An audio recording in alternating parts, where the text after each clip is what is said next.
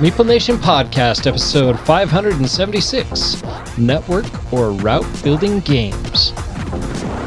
Welcome, citizens, to Meeple Nation. Grab your favorite beverage, pull up a chair, warm up those dice, and join us at the game table as we discuss board games and the board gaming world. Each week, the hosts of Meeple Nation share their love for board games and the amazing memories that come from playing games with some very outstanding people. Let us now join our hosts in their natural habitat, the game table. We are the hosts of Meeple Nation. I'm Nathan Howard. I'm Dave Holliday. I'm Moken Howard. I'm Andy Holliday. And I'm Douglas Stewart. This week, we kick off our discussion of games that involve network building. So the network building mechanic, it refers to the gameplay element where players construct and expand interconnected systems, often representing transportation, communication, resource distribution. It's about establishing links and leveraging those connections for your strategic advantage. Now, some of the main concepts of network building is connectivity. So that's the fundamental element of establishing links between nodes such as locations or cities or points of interest, and those links will then form your network. There's expansion, and that's when players are going to progressively expand that network, reaching new destinations and then making further connections. Expansion is often tied to resource management, technology advancement, or through fulfilling objectives. And then these concepts lead to the strategic advantage. And a well-developed network provides efficient resource movement, faster travel, delivery, or control over locations, increased scoring opportunities, and influence over game elements. And then finally, interdependence between players, either through competition of resources and or routes or through cooperative efforts. So come join us as we discuss quite a involved mechanic, even though it sounds simple, of network or route building. Yeah, we're going to have a lot of games here, I think. Yeah, I think you're right. There's a few of them on the list. Yeah, for sure. The Meeple Nation podcast is sponsored by Game Toppers LLC. We love our Game Toppers, and we know you will too. If you're trying to get a great table, a great gaming table for your game room, you need not venture out and spend a fortune on a really nice, expensive wooden game tables. All you need is to pop on over to GameToppersLLC.com. You can find a topper at a fraction of the cost that can go on any existing surface. And voila. Amazing. Voila? Yeah. Amazing game night magic. I love it. They have a ton of different sizes. They've got mats that go down into these recessed surfaces, military grade aluminum, powder coated. They can take a beating. Everything's top notch, high quality, and designed to solve all of your game night problems. So check them out at GameToppersLLC.com. We are the hosts of Meeple Nation. I'm Nathan Howard. I'm Andy Holliday. And I am Douglas Stewart. With our powers combined, we are the world's most okayest podcast. And we have a lot of stuff that we enjoy. And Awesome. Sometimes we talk about it. Case in point. We have a website that has all sorts of links to our past episodes. It has links to our sidecast, Salt Pod, which is a podcast all about SaltCon.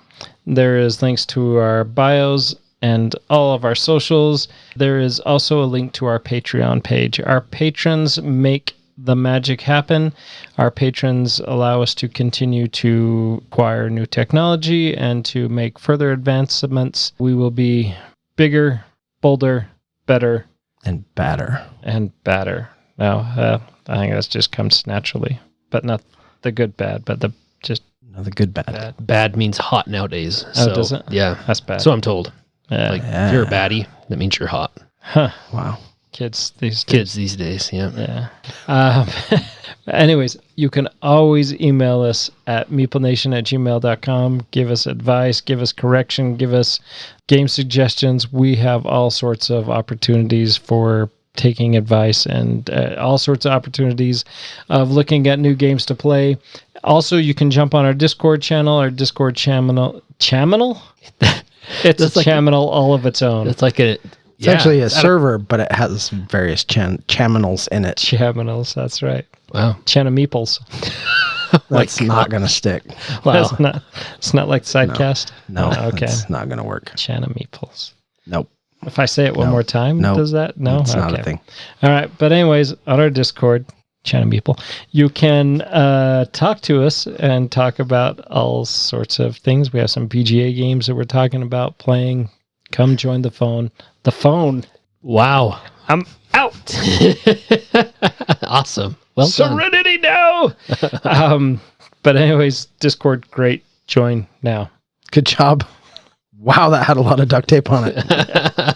But it got there in the end. Did get there.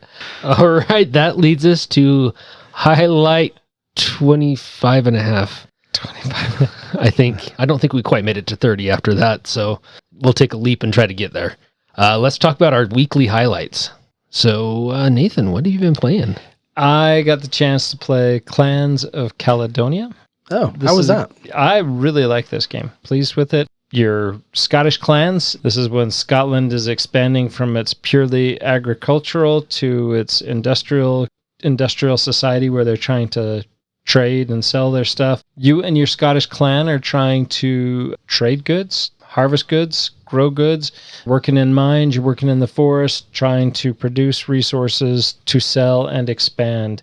So you have your tableau board that has a variety of resources that you're trying to collect. You have cows and sheep that are going to help you produce milk. You have fields that you're going to help produce grain, which you can then use to get bread, or you can create bread, cheese to produce money. You're using it to sell and time to pass on your turn. That's the income phase. And depending on how much work you're putting into producing these resources is how much you're going to get out.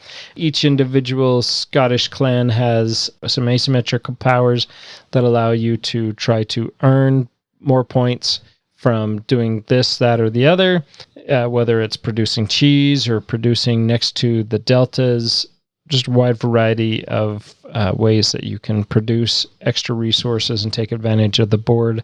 This game is you're expanding and trying to create your groups, build and take advantage of that, but mostly you're trying to get stuff off your tableau so that you can earn that income and be able to produce and sell. You're trying to fulfill orders. You have all sorts of options to get you to score points and a wide variety of ways to do that. Makes Clans of Caledonia a great game. This is one that we had a suggestion for.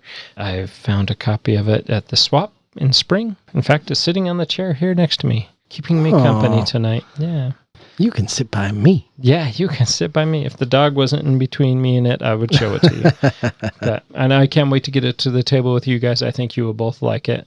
This is one I'd looked at multiple times and just never picked it up, but it really looked good. So I'm glad that you have it. I was expecting it to be more challenging than it was. Threshold to entry to play is fairly accessible.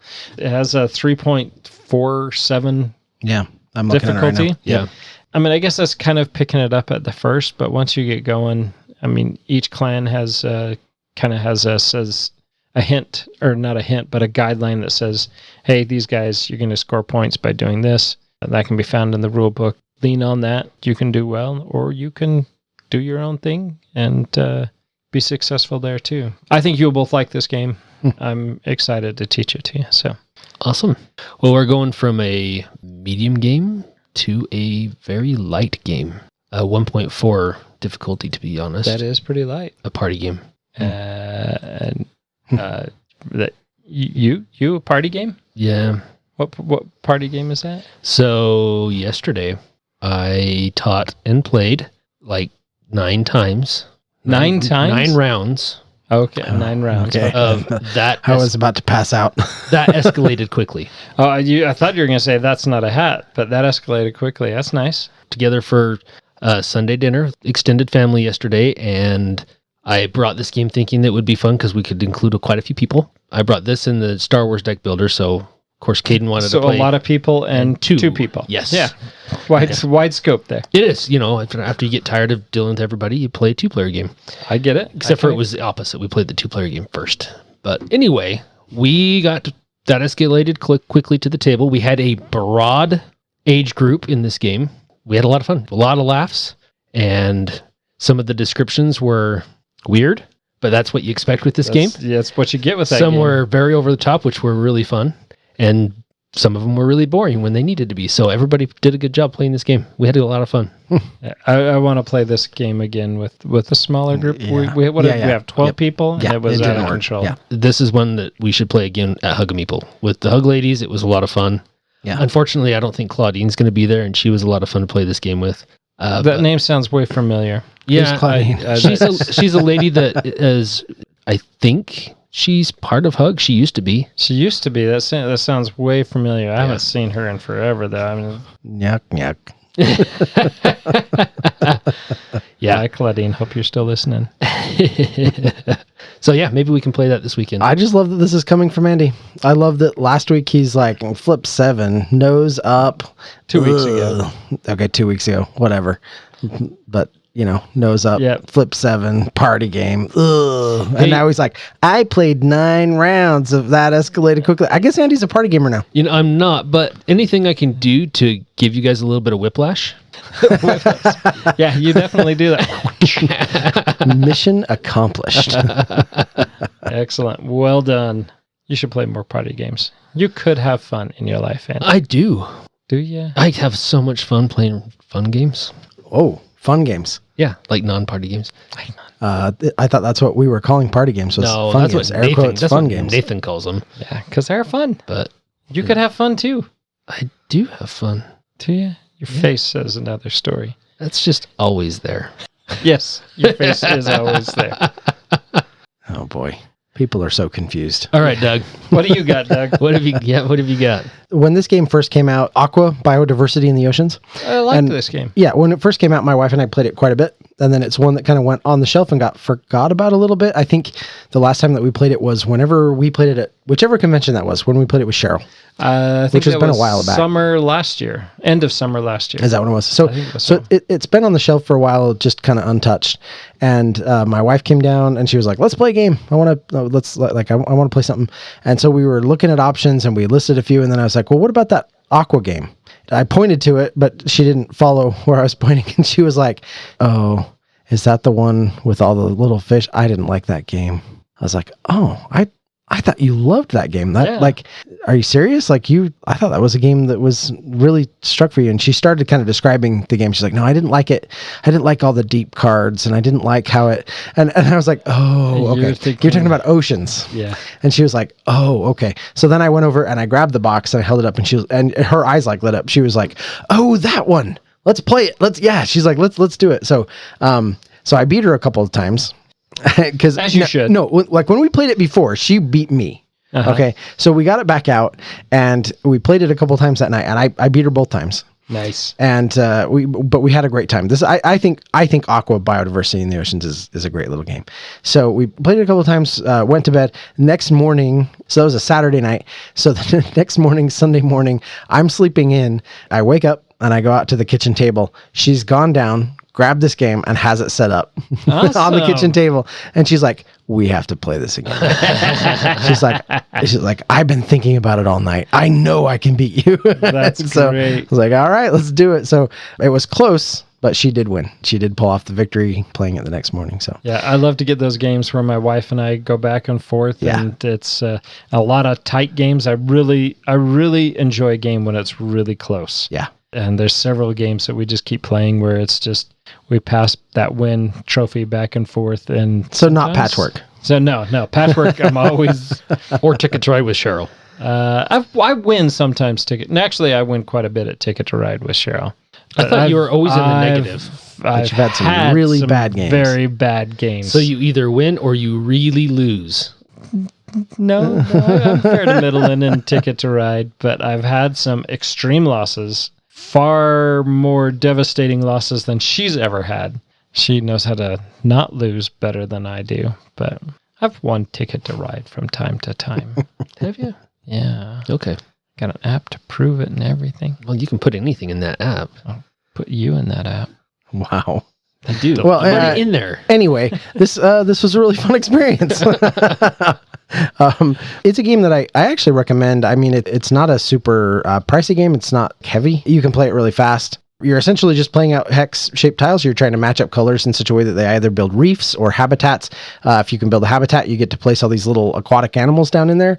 And then if you can sort of diversify, if you can get different colors of the small animals, you have some large predators or like the large animals that you can sort of lay over the top of them. So it's really cool because as you're building it out, you have 3 layers, right? You have the base layer, you have your small animals on top of that. And then if you can get it, you have the larger animals.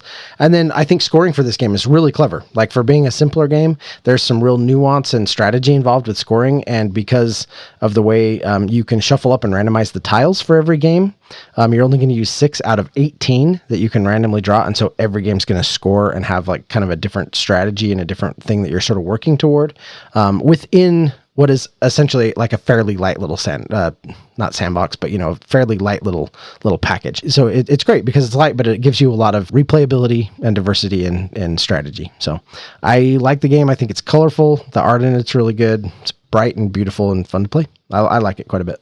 Excellent. Let's turn the page and direct our attention to the slides. And there you will find, there are no slides, by the way. So I am really confused. Okay. Yeah. But anyways, on the slides that that aren't there, you will find our subject, network and route building games. Just leaning on that theme of slides. I don't know. What? Just let it slide. Are we talking about Chutes and Ladders or? Well, that's not a network or route building game either. Nor are slides. No, Just no. really confused. Yeah, I'm going to go ahead and stop. Okay. So Getting weird. let's talk about some network building games. Yes, let's do, Nathan. What do you guys got? I have a lot of these networking games. This is quite a mechanic that this is quite a mechanic. Sure This is. is one of those mechanics that my wife very much enjoys. Although it kind of has a give and take for her. Sometimes she's like really likes this game or likes this mechanic, and then other times she's like, that's dumb. I don't want to play that ever again. Yeah. Network and route building style games, that as a mechanism isn't something that like I'm drawn to. This is a new game coming out. It's got a really cool theme and it's a deck builder. I hear that and I'm like, I perk up. It may not be a game for me, but I hear that and I'm like, okay, tell me more. I want to know more. Somebody says, hey, this is a cool new game. It's got some really cool art and it's a network and route builder. And I'm like, okay. It's not one of those mechanisms that I'm like, woohoo, this is amazing. And I think they are kind of hit and miss. But within this mechanism, there are some real gems. And I think when we do these lists, we really try to avoid talking about the games that are going to be on our top 5s, even though there could be this could be on a top 5 or an iteration of this could be on top 5. I don't think we can talk about network and route building games without talking about Ticket to Ride. I thought you were going to say Carcassonne. Well, that one too. Yeah, sure. But no, sure. Ticket to Ride, you are spot on. But Go for it. Ticket to Ride. I mean, this is I don't know. Is it the king of route building? I don't know. There's so many of them that at this point it almost has to be just by sheer like volume and size and availability.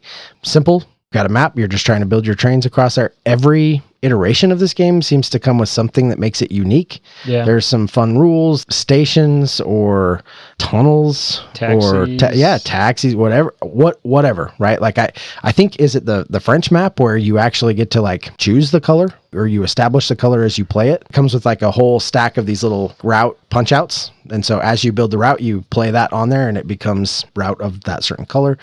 So there's just a bunch of iterations. And again, we may talk about our favorite ones that this may or may not have made our top 5, spoiler alert. We'll maybe talk about some of our favorite ones. It's amazing what Ticket to Ride achieves in terms of anxiety. Yeah. Yeah, there is a lot. Because it is like, whoa. Like for being such a simple game, you're like, I really need that route. I got to claim that route. No, you did not just take that route, for me. And I like how most of the maps change based on the player count. If you're only playing with like 2 or 3 players, once a route's taken, it's gone. You got to find something else. If you're playing higher count, you may have access to a double route in a few cases, but it causes a lot of anxiety at the table trying to get your route when you have to try to find alternate route to meet your ticket. That is kind of the fun of the game. It's that race to get to certain places and complete certain routes and see how many of them you can complete. There are a lot of route building, network building games that are train themed. Yeah, so I was just going to go to that. Yeah, it's Yeah. a common theme with train games. There are a lot. Yeah, because I mean, I think of one that my family's loved for a long time, and that is crickets. What is that? I don't know. What is it? Is it trains? Transamerica? Yeah. Transamerica, where that's one where you have 5 cities that you're trying to connect. One that's on the West Coast, the East Coast, the Midwest, it's not the Mideast. What do you call the Central? Central? But anyways, you're trying to connect to these 5 stations. But once you connect, unlike Ticket to Ride, once you connect, you are able to branch off of anybody else's track, build off the end of their track. And it's all a race, and hopefully along the way somebody connects to one of your cities as they're trying to make their way to their cities, play over several rounds until somebody reaches the end of the track and falls off as they're getting further and further behind. Transamerica is a great game. It's one that we could play with my wife's mom, who was very much likes simple games. But this is a game that she loved. After her passing, I actually reacquired the copy that we had gifted her. I think it's just great to have that game. The game's tied with a lot of memories for me, so it's good to get that game, a network building game that instead of causing that anxiety, it's a game that causes that we're coming together. Yeah, there's still a race, but we're helping each other. Awesome. A very simple route building game, I guess it would be. Yeah, it's not really network, but more of a route building style game that me and my son enjoy playing. He loves Suro, the game of the path. Very simple game. You each start at a different place on a board, and then you flip tiles over, and you just have to choose which path on that tile you want to play. You can arrange it however you want. You move your little unit along the route until it hits the edge of that tile, and then you stop, and you just keep going around and around, people playing tiles and moving their pieces. And as soon as you either cause a collision with another player or run off the side of the board or box yourself in and can't go anywhere, then you're eliminated. And it's kind of a last man standing sort of thing. Right. Very simple, but my son loves it, and we'll bust that one out and play a game of that in like 10 minutes, easy. Yeah, my wife really likes this one too. Yeah, really, really fun, sharp little game with surprisingly cool components. Yeah, the little stones. Mm-hmm. Yeah, those are really nice. You said you couldn't not talk about Ticket to Ride, but one of the original games that we can't not talk about too is Catan. I mean, we could not talk about it, but we probably shouldn't. Yeah, we probably shouldn't. Wow. We were not going to talk about it long. Catan and Carcassonne, the grandfathers of that mechanic that allowed you to build those networks out. And so many games have evolved from that, especially Carcassonne. I mean, you talked about Suro, and you talked about Ticket to Ride, that path building. Metro, a streetcar, and there's one that's called Streetcar as well, but they're both along that same line where your Metro car is around the edge of the board and you're trying to put those tiles on the board to allow as many of your connections to have the longest route possible. So once they get back to a station, you run them back to the station and score the points. And it's not necessarily about the last man standing, but you want to be able to have the longest track and be able to ideally get yours to the metro station that's in the middle of the board, because if you reach there, it will double your points. In fact, I was playing with my wife the other day, and I got a 19 tile track all the way to the metro station and gave me 38 points. It was awesome, and she did not approve. But she let me do it. I mean, she had the opportunity to stop me, and she just wasn't paying attention to what I was doing. But I took my train all the way around the station and brought it back and was able to get the central station and double those points. But other games that are kind of along that same path, Fairy Trails. This is a newer 2-player game. This is one that I really thought my wife was going to like, but it does have some complexity, and it's actually, to be honest, a little bit busy of a board. This is a 2-player only game where you either have, I think it's gnomes or fairy homes that you're trying to build. And Gnomes or fairy homes? Yeah. Wow. 2 different colored tracks, and if you can complete a track, meaning that all of its ends are to endpoints, then you're going to fill that track with the homes, either your fairy homes or your gnome homes. Hopefully you're doing yours, so it's going to be your homes that you're building, and you're just trying to deplete that supply of homes that you have. And I do get that it is kind of a busier map, busier looking, and it's sometimes harder to complete that. But this is one that I was really excited to get because I thought she was going to love it, and it kind of fell flat. But I thought it was still a good game. I'd like to try it with somebody, not her, see if somebody else likes it before I get rid of it. But I thought Fairy Trails was a great game. Interesting. So, Doug, you got exposed to this game I want to talk about fairly recently, and that is Thurn and Taxes. Yes. Yeah. This is a kind of a cool route building game. So you're going to be taking cards and adding them to the route that you're building. Now, that route must have at least 3 cards in it for you to score. There are different regions on the board. This is set in Bavaria. Each region, so there's like going to be 3 cities in a region that's purple, and you have the green regions and the brown region. Anyway, as you're building these routes, you're going to be placing your post offices because you're building a postal network for the game.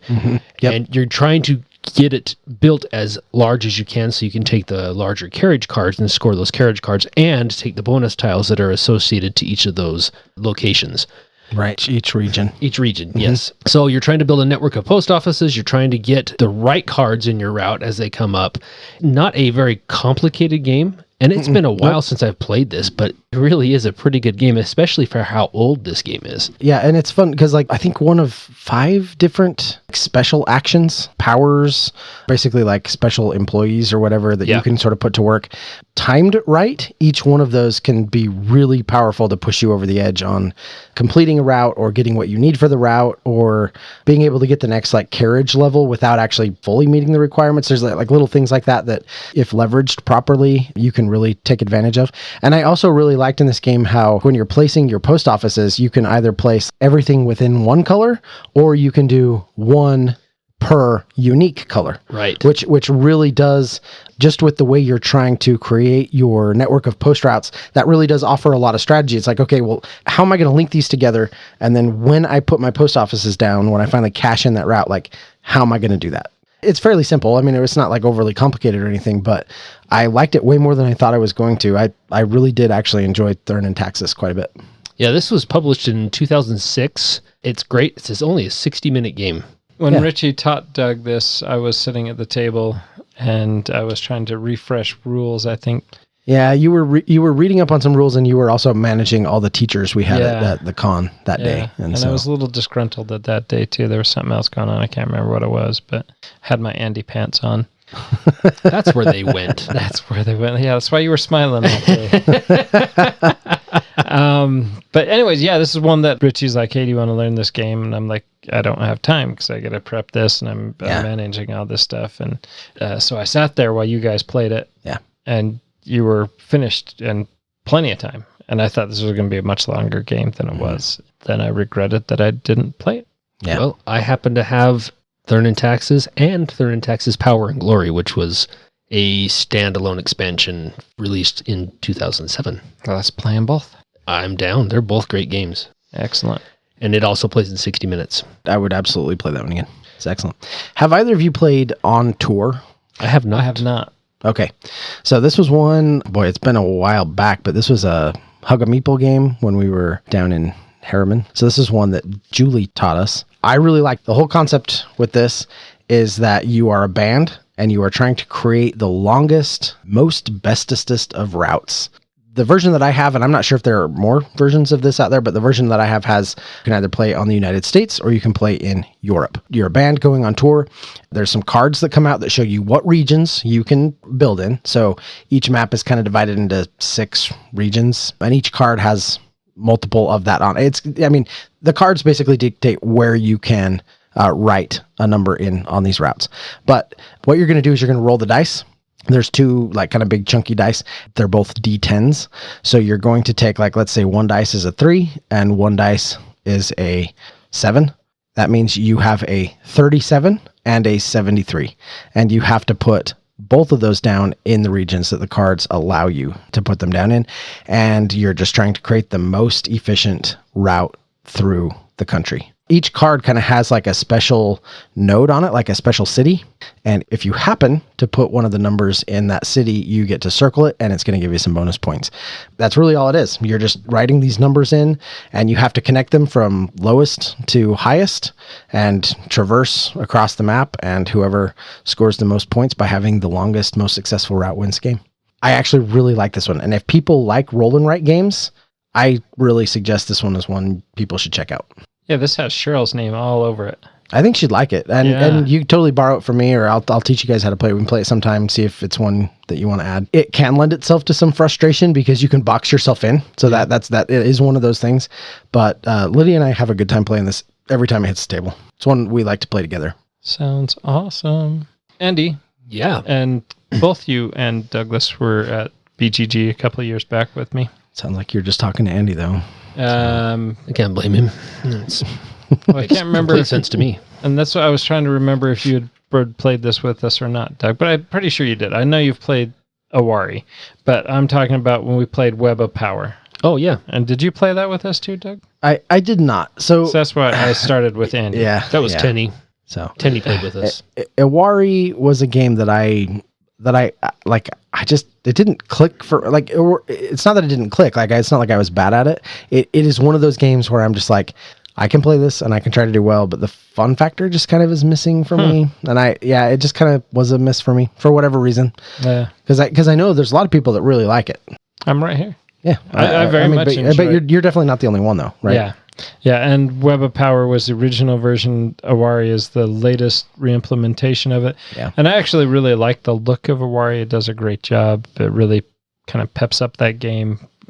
When I was teaching Web of Power, I'm like, this is a really dry, boring game, but I really enjoy the game. And Awari gives it that a little bit of new life, and I still enjoy Awari. It's a great game. You are you're going to draw. You have a hand of 3 cards, and when you spend those cards, you're going to draw and replenish your hand up to 3 cards.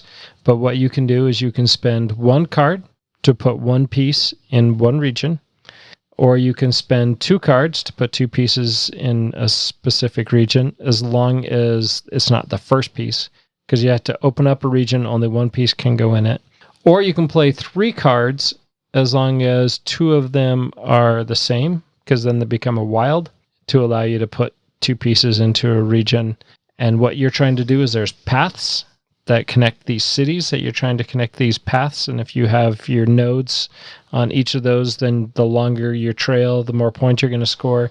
But also, those nodes within a specific region allow you to put totems onto those regions, and you're going to score those totems at the end of the game. Those totems score depending on how many are on each connected city. So you're going to score those individually, and they're just going to be a pair of connected regions, and whatever number of totems is in each region is the total points that it's going to score. And if you have the most in both of those regions, you're going to score those points.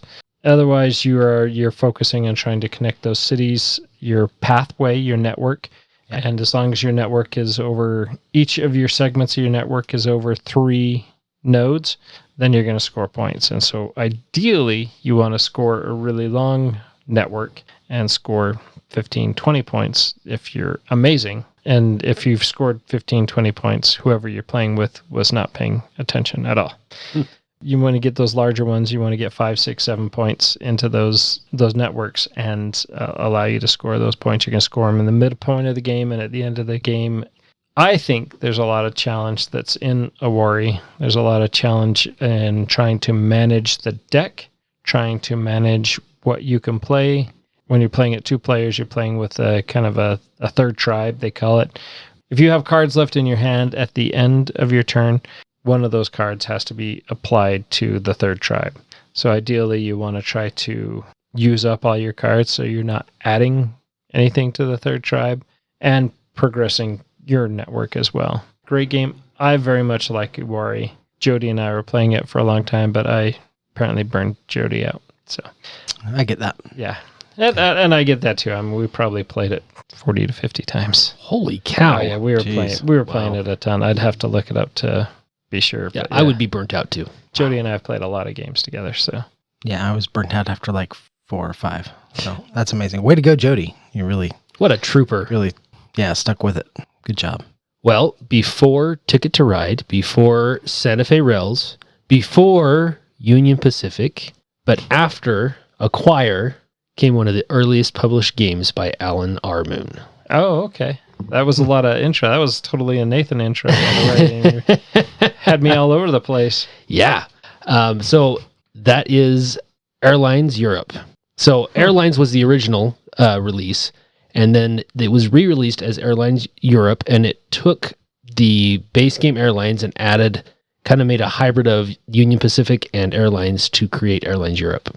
It's a stock base game, so it almost has a feeling of like a combination of Ticket to Ride and Acquire. So you're building up networks of airlines and their licenses and their route licenses, which is going to increase the value of the stock. On your turn, you can choose to build that route up and take a stock, or you can choose to play a stock and gain a dividend. At the end of the game, you're going to score based on the stocks for the airlines you have in your hand. You have to choose during the round whether you're going to use that stock to gain that dividend and lose it, or do you keep acquiring stock and building up the routes. So it's kind of a fun game. It's been a while since I've played this. It very much has a Ticket to Ride feel to it, but I like the stock aspect of it. You can be kind of sly on how you're trying to keep track of who has what stocks and who has majority, and trying to gain the highest benefit for those airlines as their networks grow and they become more and more valuable. This is one I probably ought to reread the rules and teach you guys, because I really do like this game. It's a fun one. Never even heard of. Yeah, me neither. Airlines Europe. Huh. Yeah, you had all that preamble, and I was expecting something big, and then you were like, Airlines Europe. And I was like, oh. What? You're like, what's that? Wah, wah. Well, I just more like a, question. I've never heard of that. Yeah, no, it's a great game. Cool. I bought this knowing that it was going to be similar to Ticket to Ride. My kids love Ticket to Ride. It's, I would say, maybe a little more complicated than Ticket to Ride, because you have the stocks and there's a lot more than I'm just playing tickets or trying to complete tickets and playing trains. Yeah. But no, it's a fun game. Excellent. Yeah, that's very cool. So one of the games that popped up as a network or route building game, and it's one of my all-time favorite games. However, it did not make my top 5, because when it comes to network and route building, I don't think that was the strong point of this game, and that is Revive. So this is a game that frequently makes like top 5, top 10 lists, whatever. For me, it's a game that I really like. I think more people should check it out because it's really, really good. The network and route building is kind of on that central map. And what I find is that while you definitely want to try to make it to some of those corners to try to get those end game scoring, like out on the map, you have the corners that have the big tiles. And if you can make your way to those tiles, you can score some in game points. But what I kind of find is that most of the time it's more about like, how am I going to try to efficiently place cities out on that map? You're not necessarily building like a network or particular routes. You're really just trying to explore the map in the most efficient way that gives you the most stuff. I think that it bears bringing up and mentioning because it is one of my favorite games, but the network and route building aspect of it, I don't think was what really makes that shine. Revive, I think that it's a cool part of the game, but not the most important part of the game. So one that I really, really enjoy. Actually, there's a couple here that are right here in the same vein. Next Station, and there's the London, Tokyo, and Paris editions of this. And this is a very simple flip and right game. You have 4 colored markers that you're going to be using, and you're going to add these lines to your sheet depending on which color that you're using. Pencils, you're going to draw one, and the other 2 are going to get passed, or the other 3 are going to get passed. Once that pattern's set up, at the end of each round, you're going to shift so that at the end of the game, you've played all 4 colors and you've played through the series of cards. There's 11 cards. Or is there 12? Or 13, I mean. It's either 11 or 13 cards that are in the deck, and you shuffle those up, and you're going to flip over the card, and the card's going to give you a shape, either a square, a circle, a triangle. From your starting node, you're going to expand out to that shape. You have to draw a straight line to that shape. That straight line can be at an angle, at a 45-degree angle, or it can just be straight left or right, up or down, and connect to that next shape. And then you're going to draw the next card, and now that line has 2 endpoints. And so you can branch off of either one of those endpoints to try to connect to the next shape. The trick is that you cannot overlap any of your lines. You can connect to the same city, the same hub, and you want to do that. The more lines that you have connected to one hub gives you more points for that city. At the end of the game, you're going to factor in your score, and your score is going to dictate. The game is split into 9 grids, with 4 other grids that are in the corners, and then you're going to times the number of connections, number of grids that you've crossed into, times the most nodes that you have in one single grid. And then that's going to give you the points for that color. And then you're just going to total up those colors at the end of the game, and whoever wins. They're very quick, simple games. We've played the London one and the Tokyo one. Still haven't busted out the Paris one. The Paris one's the most recent release, 2024 release. But very fun, simple little network building games. Yeah. These are on my list. I'd like to try them. I know you have them, so eventually. Yeah. Well, let's get the Paris one out so I can get that tried. Nice. I like it. Yeah. Very good. Kind of along that same vein is Get On Board, Paris and Roma, and I can't remember the other version of Get On Board, but there's 2 versions. It's right here. Prove it. Somewhere. Is it in shrink? Shut up. Yeah, they're both in shrink. No, they're not. I've played the Paris and Rome one. Or no, it's New York. It's New York and something else. Haven't played the Paris and Rome. But anyways, this one you are trying to connect to stations, and you're trying to build your path to stations, and you're going to score widely different. You're going to score how many times you get to the library, how many times you're going to pick up certain passengers, and the path that you're going to connect. And this one is one that, if I recall correctly, you cannot stop on the same node. But very fun, not as fun, in my opinion, as Next Station series, but Get On Board is definitely a fun alternative. Cool. Have you ever witnessed Nathan with severe AP, Doug? Only once. Hey, you know what? You must be about to talk about Metro Runner. I am indeed going to talk about Metro Runner. This was actually a really good game, but you are 100% correct. It was a that good whole game. middle part. The actual network building part of this. Which really isn't actually that big of a... I mean, it's an not. important part of the game, but it's not like the biggest, most important part of the game. Yeah. To watch Nathan try to noodle it out, you would think that was the big part of the game. You can definitely score some awesome benefits by completing that, adjusting that network. So you're hackers, you're on the Metro in Mirror City, and it's a pickup and delivery game. So you're picking up resources, you're going clockwise because the Metro only goes one way, so you're trying to pick up different resources as you're going around on the train and delivering them to complete contracts. But there's also a central element in the game board. That's where you're actually going to hack. If you're going to do the hacking action, it looks like little routes, network routes, computerized network routes. And you get to manipulate those to try to connect certain nodes, and that matches a pattern. When you choose to hack, you'll flip it over, you see what you have to complete, and then you have so many actions or so many manipulations in order to complete that, or you can pay to gain more manipulations. If you complete it, then you'll gain whatever rewards on the card. That's the part where Nathan would get a little bit of AP. Not a little bit. Okay, a lot of It'd AP. bring me to a screeching stop. But it's a really fun aspect of it. It's one of the... What I felt was one of the fun, rewarding parts of the game was trying to figure out that puzzle and trying to get it to work, especially if you could get some of the cards, the contracts that allow you to gain some extra bonuses or maybe some extra manipulations, so it makes it a little bit easier for you to complete those. Overall, it's a very simple game, I thought. I honestly had a little bit higher expectations for it. I haven't played it at 2 players. It says it's best with 2. Plays 1 to 5. I would like to try it with 2 players and see what that does for the game. I would like to try it as a 2-player.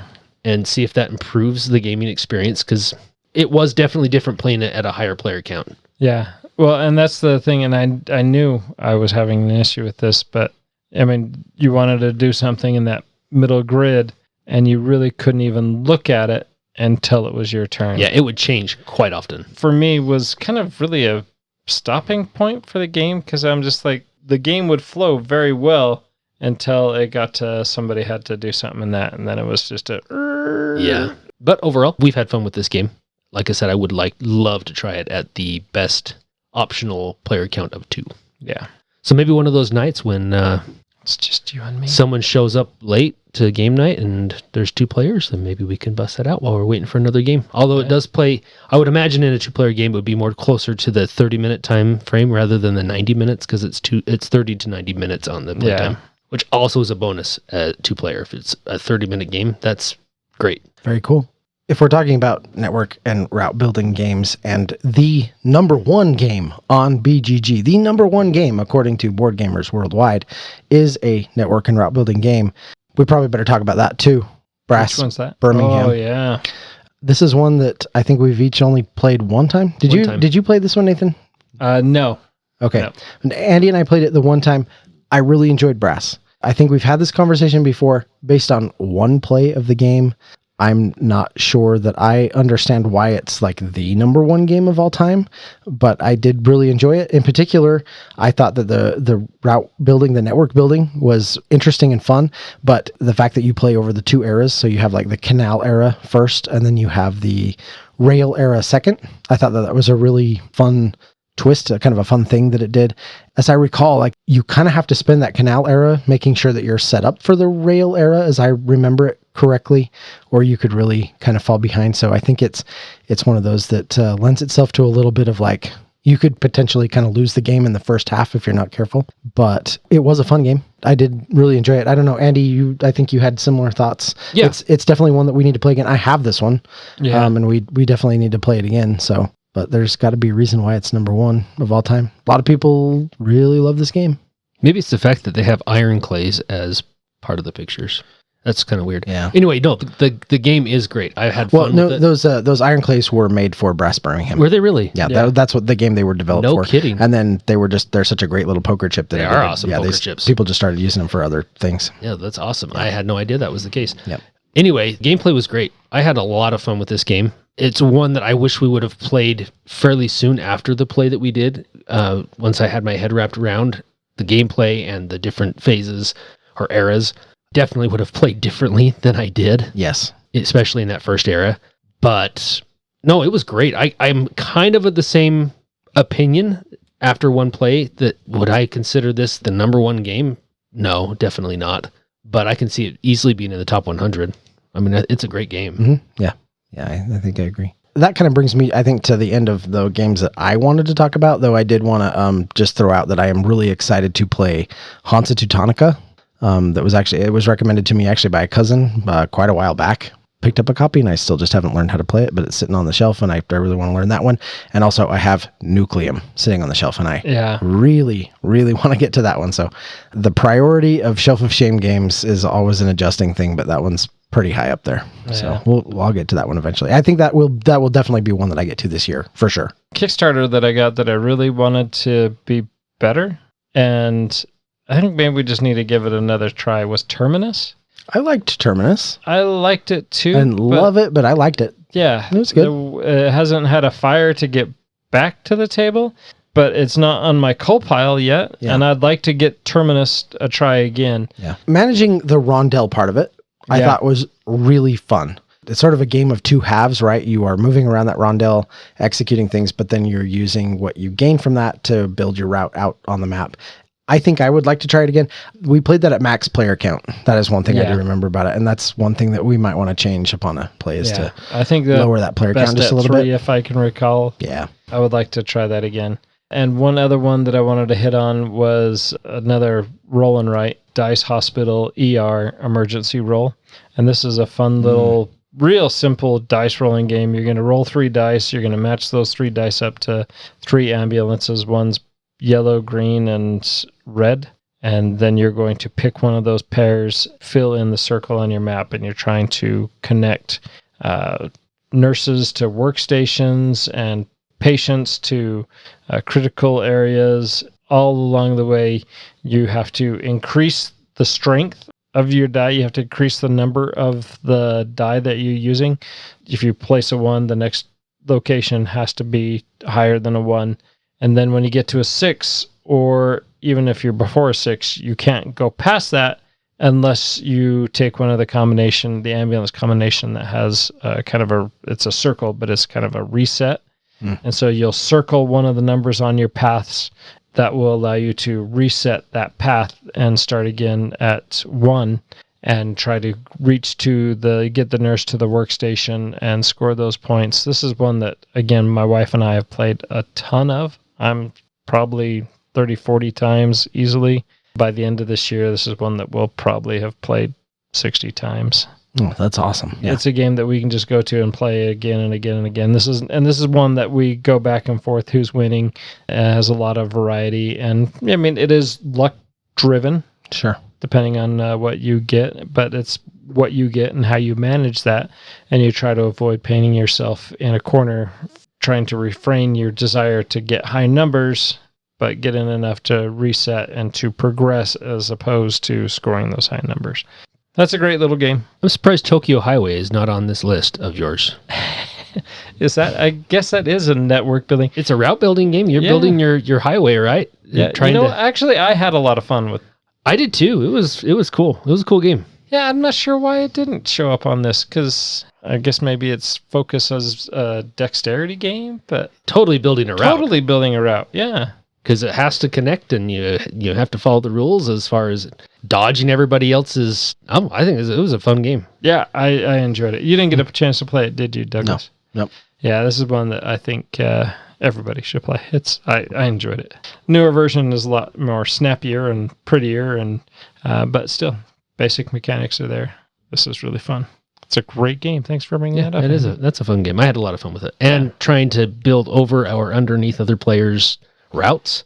A lot of challenge. With that 3-dimensional aspect to it. Yeah, it was cool. You nailed that. You were very condensed, while James and I were very spread out, trying to be conservative with our routes. And you're like, nope, I'm going in and under and over, and you smoked us. Yeah, it was great. It was good times. Yeah. I think Brad was playing with that with us too, I think. So. Brad doesn't matter. No, he was probably there too. Yeah. He was definitely there. He matters. He does matter. Yeah. Golly. I just forgot him. One more it's on your list. I don't think it made any of our top 5s, but I still really want to play it, and that's Maglev Metro. Yeah, I haven't played that since I first got it. In fact, I even got a bunch of the maps. You're a network building pickup and delivery game. Mm-hmm. The tactileness of the hubs and the track are very nice. Yeah, really cool components, because it has those transparent route pieces, so they can be like overlapped, so you can have multiple routes going in the same spot back and forth and everything. So I actually picked up that game a while back, and then you picked it up and you guys got it played, and I was like, oh, so I cold mine, because I was like, well, we don't need more than one, and then I haven't had a chance to play it, so it's been on my list for a while. I should bust that out. Really like to try those new maps with it too. Yeah, we definitely should do that. Sounds like a plan. All right, well, we are at our stopping point. Yeah. And we're going to try to make that a hard stop and lead into... Are we? Yep, we're going to okay. Bring down the gates and say... Our route has come to an end. Our route has come to an end. All connections are closed. Circuit is complete. Any other references you want to throw in there? Nope. Until next time. We will see you... I thought we were going to have a little bit more time. I was thinking of that. He was stalling. Yeah, I was trying to stall, and then you said, no, we're done. We'll see you at the bus stop, completing your connections at the game. That was a disappointment. We were all a little let down by that one. Yeah.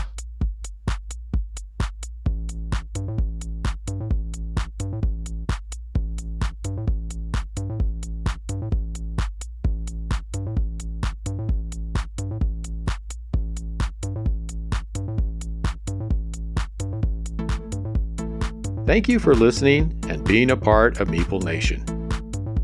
If you would be so kind as to follow, subscribe, share, and rate or review this podcast, it really helps to spread the fun.